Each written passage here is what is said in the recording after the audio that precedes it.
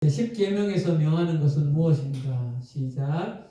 제10계명에 명하는 것은 우리 처지를 만족히 여기며 이웃과 그 있는 모든 것에 대하여 의롭고 사랑한 마음을 품으라 하는 것이다. 아멘. 네, 오늘 우리 함께 읽을 말씀은 마가복음 8장 30절에서 9장 1절입니다. 네, 마가복음 8장 30절에서 9장 1절까지 성경 같이 찾읍시다. 네, 예전에서 찾고 8장 30절. 네, 제가 30절 읽겠습니다. 이에 자기의 일을 아무에게도 말하지 말라 경고하시고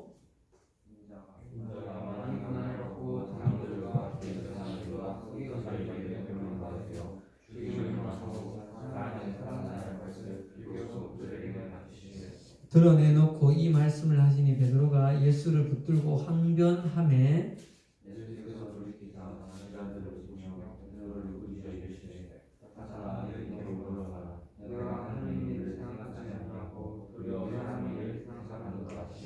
무리와 제자들을 불러 이르시되 누구든지 나를 따라오려거든 자기를 부인하고 자기 십자가를 지고 나를 따를 것이니라.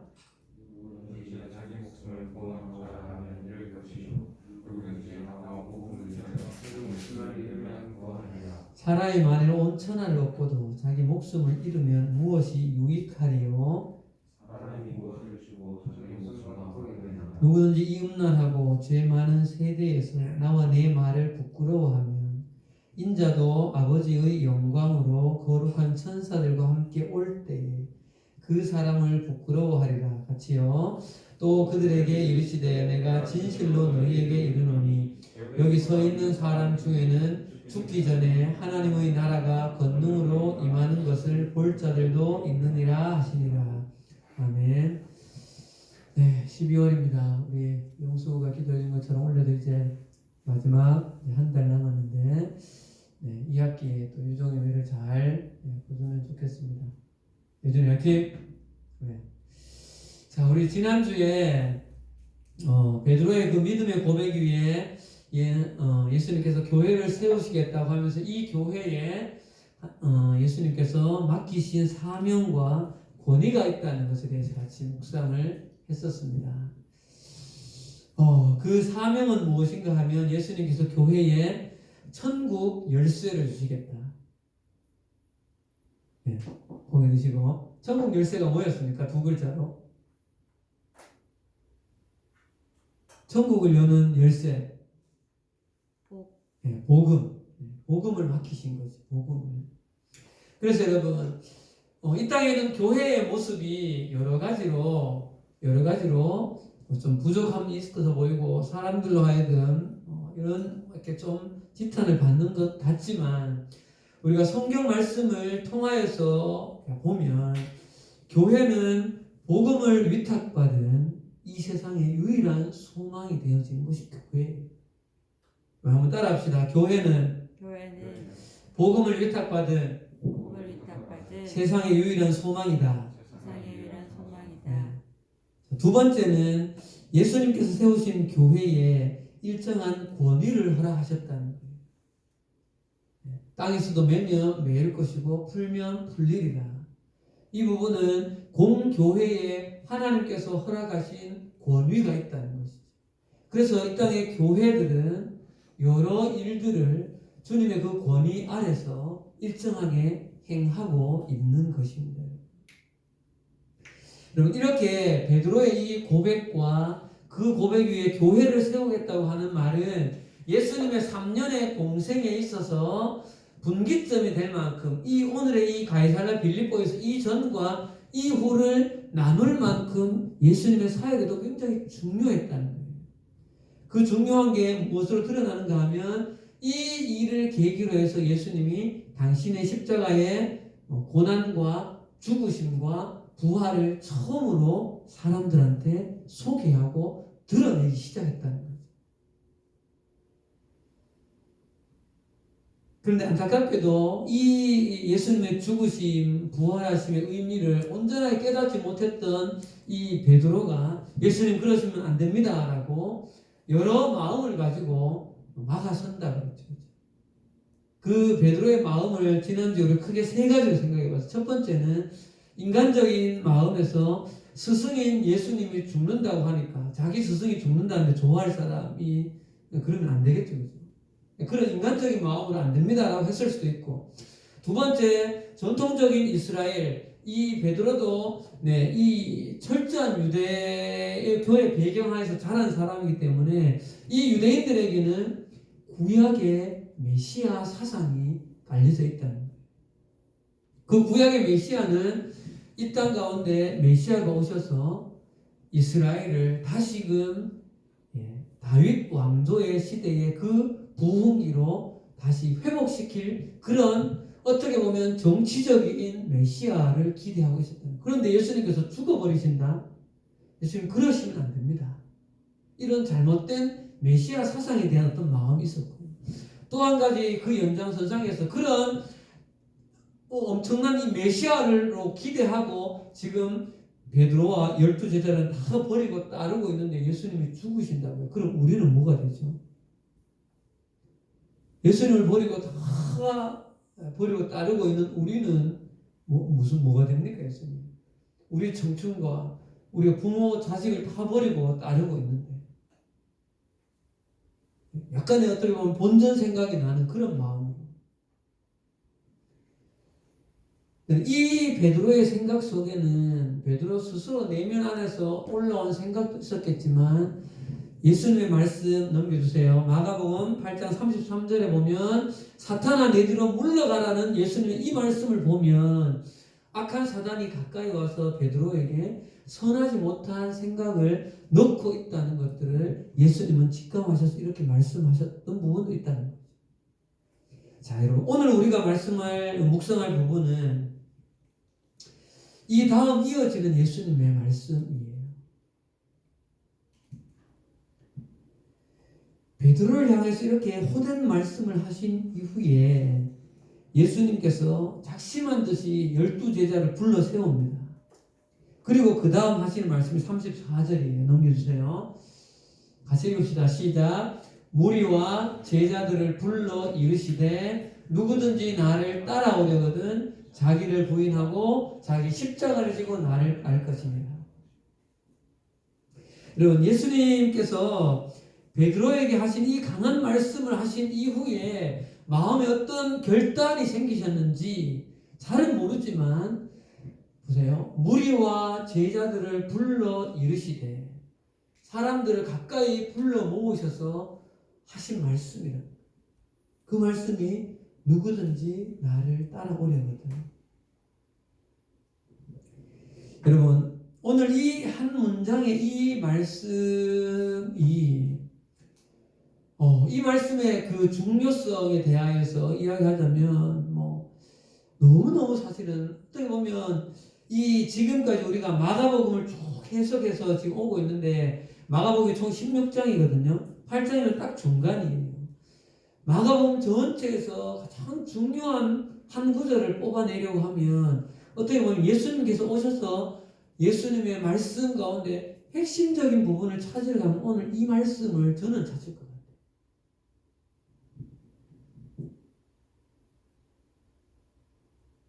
예수님께서 이 땅에 오셔서 하나님의 나라를 회복하신 이후에 하나님의 나라로 이 땅 가운데 있는 영혼들을 초청하신 이후에 너희들이 이 땅에서 살아갈 모습으로 제시하고 있는 한 구절이 오늘 이 34절이라는 거죠. 올 1년간을 마가복음을 가지고 달려왔는데 어쩌면 이 한 구절의 마가복음 말씀을 보기 위해서 어쩌면 예수님께서 지금까지 쭉 오셨다 해도 과언이 아니라고 생각해요. 그만큼 이 한 구절에 담겨진 의미들은 그 낱말 글자 하나하나에 굉장한 의미가 들어가 있어요. 오늘 그거를 좀 깊이 좀 볼 거예요. 이 말씀의 한 부분을 조금 이렇게 나누어서 말씀을 해석하고 다음 주에는 이 전체적인 의미를 좀 보려고 합니다, 여러분. 오늘 이 34절에 넘겨주세요. 34절에 있는 말씀은 세 파트로 좀 나눠집니다. 누구든지 나를 따라오려거든과 자기를 부인하고 자기 십자가를 지고 나를 따를 것이니라, 이렇게 세 파트로 나눠진다는 거예요. 자, 먼저 오늘은 파트 1과 2까지만 좀 나눌 텐데, 잠깐만요. 다시요. 네. 누구든지 나를 따라오려거든, 이 부분이에요.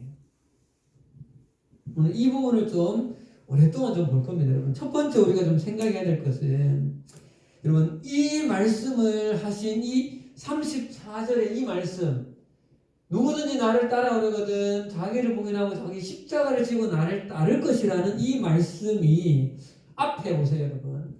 누구든지라는 거예요. 누구든지. 우리가 이렇게 생각하는 경향이 있을 수 있어요. 이 말씀은 예수님을 지금 모든 것을 다 버리고 따르고 있는 12 제자 특별한 사람들에게 하는 말씀이다라고 생각하는 경향이 우리 가운데 좀 있어요. 그러나 그것이 아니라는 거예요. 누구든지.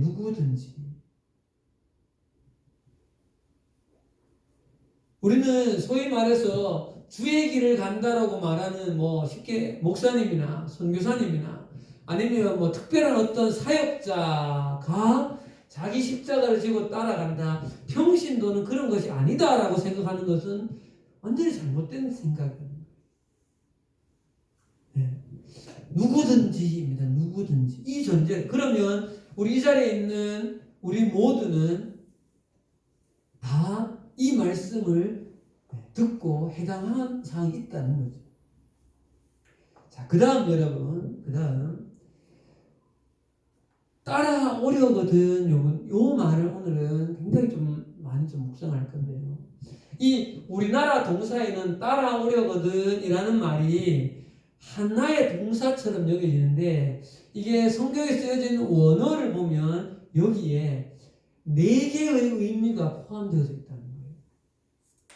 네, 그걸 오늘 조금 나눠서 보려고 합니다. 넘겨주세요. 한 번 더요. 네, 거기까지.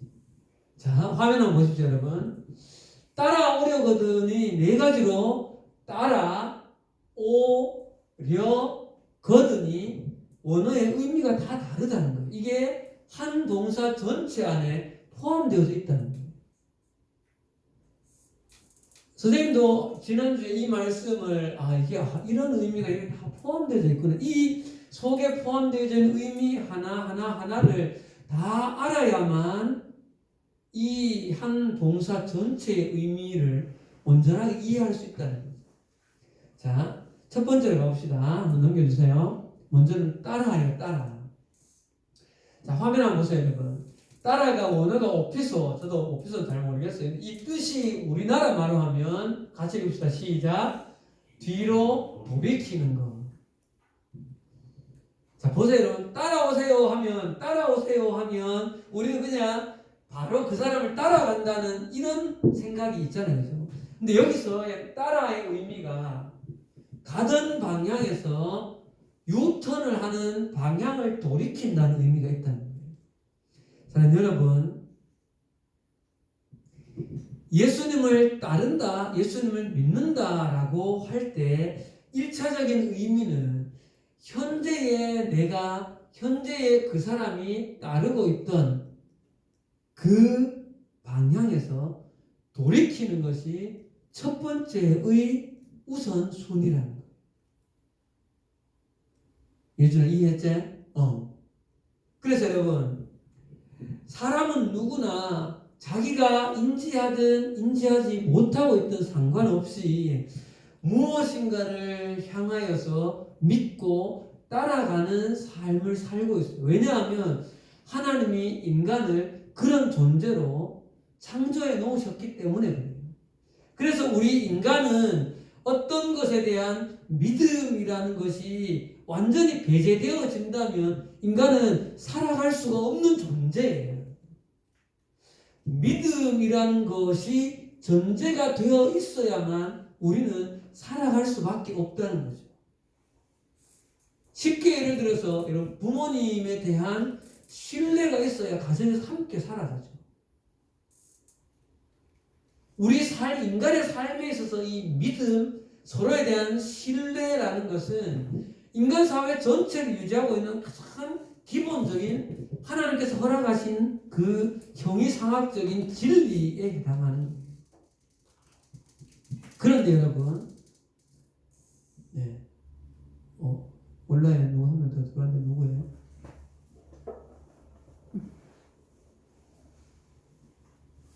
모르겠어요?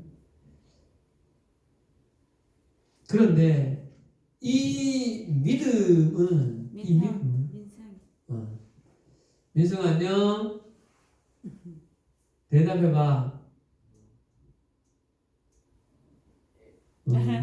영찬이 안녕. 대답해.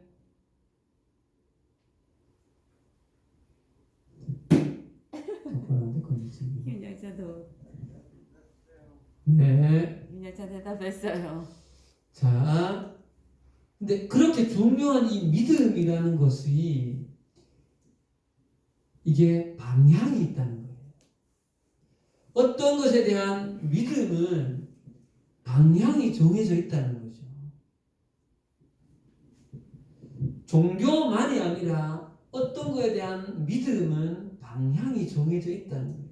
그래서 오늘 여기서 따라에서 돌이키라고 하는 것은 여러분 우리가 예수님을 메시아로 그리스도로 하나님의 살아계신 아들로 믿는다라고 하는 것은 이전에 내가 믿고 따르고 있던 그 방향을 돌이키라는 거죠.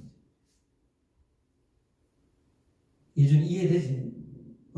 이해되지? 선생님이 너무 설명을 완벽하게 잘하죠. 미안해. 그래서 여러분 여기 플랜카드 보세요.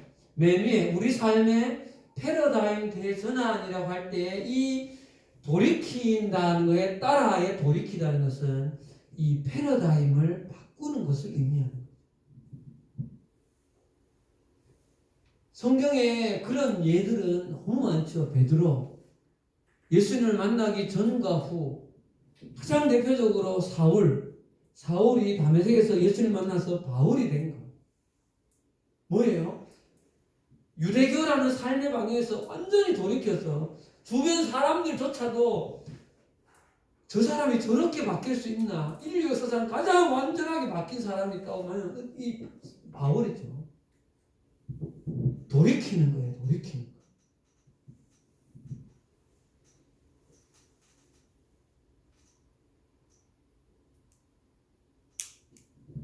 그런데 여러분 이 돌이킴이라고 하는 이 따라하는 단회적으로 한 번 돌이키는 것이 필요합니다. 처음 어떻게 보면 이것은 구원에 대한 부분을 생각할 때. 그러나 우리가 일상의 삶을 살아갈 때 있어서 이 돌이킴은 단회적인 한 번에서 끝나는 것이 아니라 우리는 우리의 일상의 삶에서 늘 우리의 삶을 돌이켜서 매일매일 계속하여서 우리는 돌이켜가는 삶을 살아요. 이 부분은 조금 더 뒤에 조금 더 보도록 할게요. 그 다음은 O입니다. O 넘겨주세요. O는 엘코마이인데 따라 오려고 할 때 O는 오다는 것을 의미해요. come. 이 의미가 뭔가 하면 여러분 보세요. 어느 방향으로 가다가 내가 돌이켰어. 가만히 있으면 돼요. 그 다음 방향으로 한 발을 떼어서 가는 것을 의미하는 거죠. 이게. 그러니까 돌이킨 이후에 실제로 삶의 방향을 그렇게 바꾸어서 사는 것을 말하는 거예요. 근데 여러분 이 엘코마이가 그 당시에 그 헬라 문화권에서는 이게 신과 연결되어질 때 이 말이 특별히 많이 쓰였다고 해요. 엘코마이가. 그러면 두 가지로 쓰이는데 첫 번째는 신이 인간에게로 올 때 이 엘코마이가 쓰였다는 거죠. 넘겨주세요. 그다음 넘겨주세요. 한 번 더 넘겨주세요. 네. 보세요. 이르시되 우리가 다른 가까운 마을들로 가자. 거기서 전도하려니 내가 이를 위하여 왔노라 할 때 이 왔노라가 엘코마이라는 신이 여기에 오는 것이에요. 자, 또 이것은 하나님의 나라가 이 땅에 임할 때에도 똑같이 사용되어져요. 여러분 우리 주기도문 외우잖아요. 주기도문 넘겨주세요. 하늘에 계신 우리 아버지의 이름이 거룩히 여김을 받으시오며 10절 같이 시작. 나라가 임하시오며 나라가 임하시오며 이 말씀도 엘코마이라는 거예요. 뜻이고 그래서 이 엘코마이는 신이 인간에게로 올 때도 사용되어지고 반대로 인간이 신에게로 가는 것도 이 엘코마이라는 거죠. 자, 넘겨주세요. 자, 세 것을 볼게요. 여자가 자기에게 이루어진 것을 알고 두려워하여 떨며 와서 여자가 와서 한 나변한 자가 나와 모두가 동일하게 엘코마이라는 예수님께 나아가는 것 이것이 바로 아까 그 따라오려거든의 오에 숨겨진 의미라는 거죠. 근데 여러분 여기 이 대상이 어때요? 여자, 나병 환자가 이들은 예수 그리스도의 말씀을 전적으로 의지하고 받아들이는 데에서 그런 마음의 자세로 온 사람들입니다. 자, 그 다음 세 번째로 려를 볼게요. 넘겨주세요. 네. 오케이. 그 다음.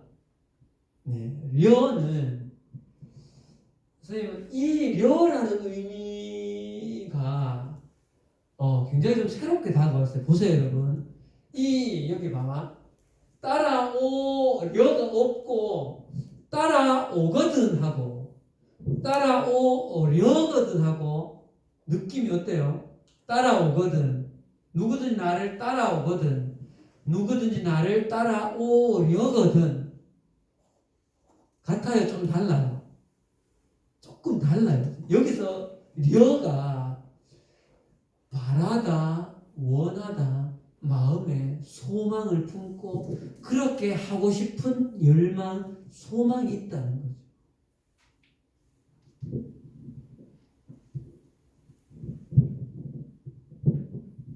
이 말씀 따라오려거든 전체에 있어서 이 려가 가지고 있는 것이 어떻게 보면 기독교의 핵심적인 신앙의 포인트가 여기에 담겨져 있다는 생각이 들어요. 무슨 말인가 하면 자, 여러분 우리가 예수님을 믿는다라고 할 때 우리는 그렇게 알고 있습니다. 우리가 믿는 것이 내가 믿어서 믿는 것이 아니라 믿음을 누가 선물로 줬다 영진아? 하나님이 선물로 주셨다는 거잖아요. 그러면 우리 인간은 그저 수동적으로 선물로 주시는 거 그냥 또 받고 가만히 있는 이런 것이 아니라 하나님께서 우리 가운데 은혜를 그렇게 믿음을 선물로 허락하실 때 우리는 우리 속에 있는 자발적인 인격적인 그 자율성을 가지고 그 예수님의 하나님의 은혜에 반응하여서 사모하는 마음과 바라고 원하는 그 인격적인 마음을 품고 주님 앞에 그렇게 반응해야 한다는 거죠. 그래서 여러분 우리의 이루어진 이 구원이라고 하는 것은 이 절묘한 이 조화예요. 이거를 다른데 딱 뭐라고 말하기는 상당히 어렵습니다. 보세요. 하나님 은혜를 주셨네라고 말하면 그러면 난 아무것도 안 해도 되는 건가? 그럼 또 우리가 소망을 품어야 되고 소망을 품는다고 말하면 그럼 구원은 내가 마음에 잘 품어야만 또 그렇게 되는 건가? 이게 쉽지 않다는 거예요. 예. 그러나 우리 가운데에는 이 바라고 소원하는 이 인격적인 결단, 우리 작년에 데살로니가 전서 할 때 왜 너희 안에 자유가 있으면 이것으로 악한 것을 쓰지 말라 이런 표현이 있었잖아요. 그렇죠? 기억나죠? 그 인격적인 자유의지, 자율성 이런 것이 여기 려라는 말에 녹아져 있다는 거예요.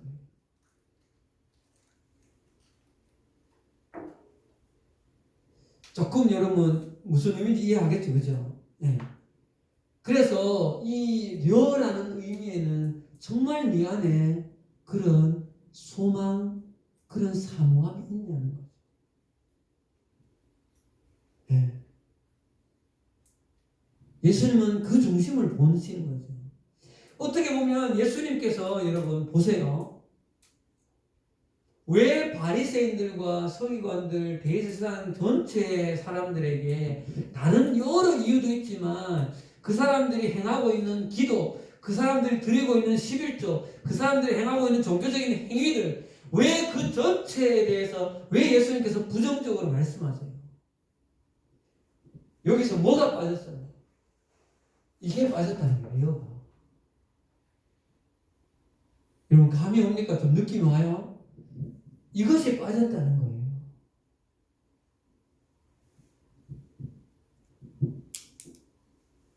마지막으로 거듭입니다. 거듭. 넘겨주세요. 이 거듭이라는 말은 A로 만일 조건이 조건. 너희가 만일 진짜 이렇게 하려고 하거든 이라는 이건 조건문을 나타내는 거죠. 자, 그럼 여러분 이 네 가지 전체를 합쳐서 누구든지 나를 따라오려거든 이거를 풀어보면 이렇게 되어져요. 넘겨주세요. 호기에서 같이 한번 읽어봅시다.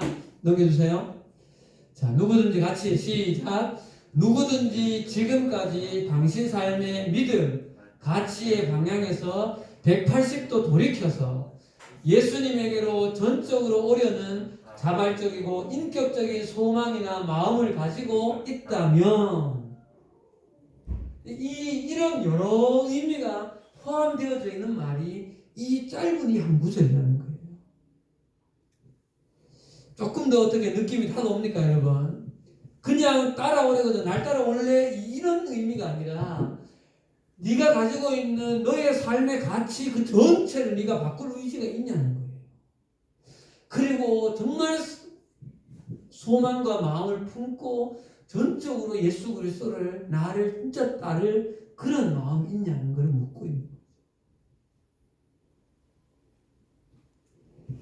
물어봅시다. 예수님 지금 이 말씀 하시는 곳이 지역 이름이 뭘까요?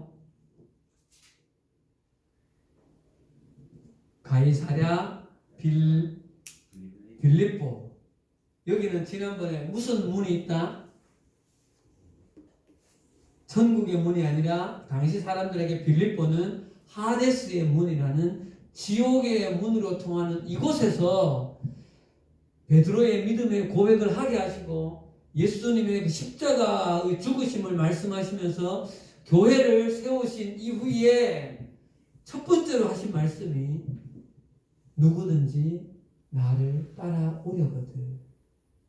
누구든지 교회가 되려고 하는 사람. 그럼 이 가이사랴 빌립보에서 예수님이 이 말씀을 하셨다는 것은 굉장한 의미가 있는 것이죠.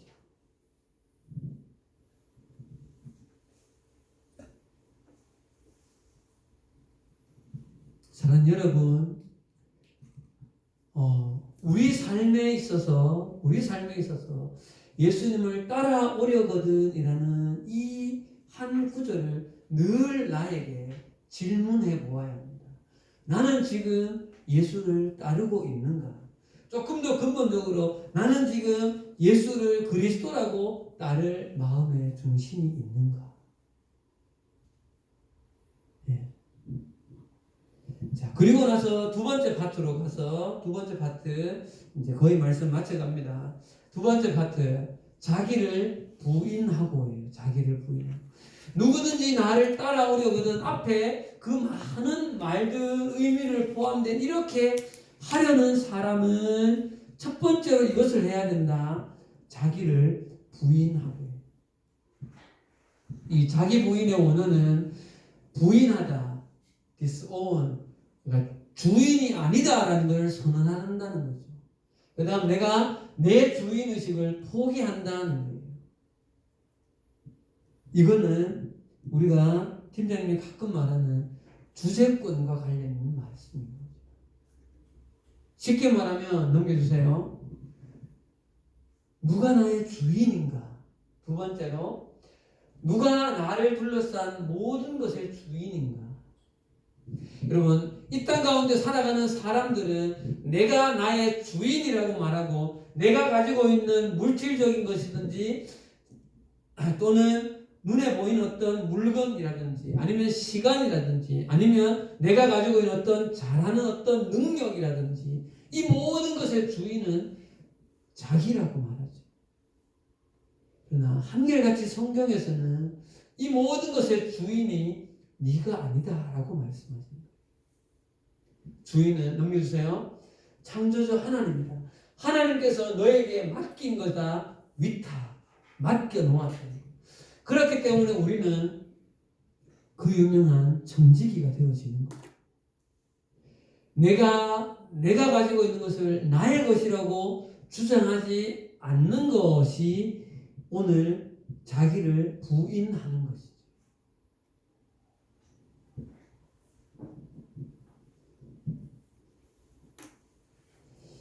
여러분, 사도 바울이 말씀을 정리하면서 오늘 이 자기를 부인한다라는 이 말씀을 한 구절을 생각하면서 선생님이 떠오르는 구절이 바울이 고백한 이거예요. 여러분들도 외울 거예요. 갈라디아서 2장 20절. 자, 이 말씀 같이 읽고 말씀 정리합시다. 시작. 내가 그리스도와 함께 십자가에 못 박혔나니 그런즉 이제는 내가 사는 것이 아니요 오직 내 안에 그리스도께서 사시는 것이라. 이제 내가 육체 가운데 사는 것은 나를 사랑하사 나를 위하여 자기 자신을 버리신 하나님의 아들을 믿는 믿음 안에서 사는 것이라. 자기를 부인하라라고 말씀하시는 것의 다른 말은 내가 그리스도와 함께 십자가에 못 박혔다. 내가 죽었다는 거예요.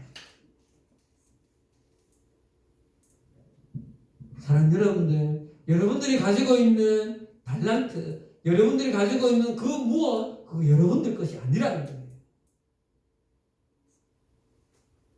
하나님께서 나에게 맡기신 것이죠.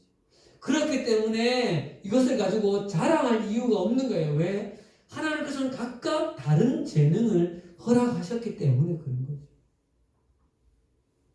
이 세상의 가치나 기준을 가지고 비교해서 보면 누군가가 조금 더 우위에 있는 것처럼 판단되어지고 누군가 좀 낮은 곳에 있는 것처럼 판단되어져요. 특별히 공부라는 것이 그렇게 사람들을 만들어버리죠. 그러나 절대 그런 것이 아니라는 거죠. 공부를 좀 잘하는 것, 공부를 좀 못하는 것은 하나님께서 허락하신 달란트가 다를 뿐이에요. 내가 가지고 있는 것을 여러분 절대 교만하지 마십시오. 겸손하셔야 돼요. 왜? 내 것이 아니기 때문에 그런 거예요. 내가 가지고 있는 물질, 시간, 내가 가지고 있는 그 어떤 것들이라도 다 이것이 하나님의 것이다. 자기를 부인해야 된다. 왜? 나도 예수님과 함께 십자가에 죽었기 때문에.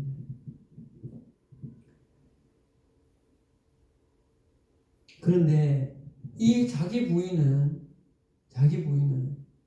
팀장님도 지금까지 계속해서 하고 있는 것이 나의 부인입니다. 단회적으로 예수님 앞에서 내가 한번 주님 나의 주인이 주님이십니다 라고 그렇게 깊이 고백하는 한순간도 있어야 하지만 그러나 그 한순간이 있다고 해서 모든 것이 갑자기 다 바뀌는 것이 아니라는 거죠. 나의 시간의 영역에서도 계속해서 나를 부인해 가야 돼. 나의 물질의 영역에서도 계속해서 나를 부인해 가야 돼. 나의 어떤 달란트 부분에서도 마찬가지입니다. 특별히 나의 자녀들에게도 마찬가지예요. 아비가 되어지고 부모가 되어지면 자녀들 또한 나의 것이 아니라고 부인해야 하는 거죠. 그 부인은 계속해서 이루어져야 하는 거예요. 이 부인이 어렵다고 어려운 이유는 말로 하는 것과 행위로 하는 것 사이에 갭이 너무 크기 때문에 그렇죠.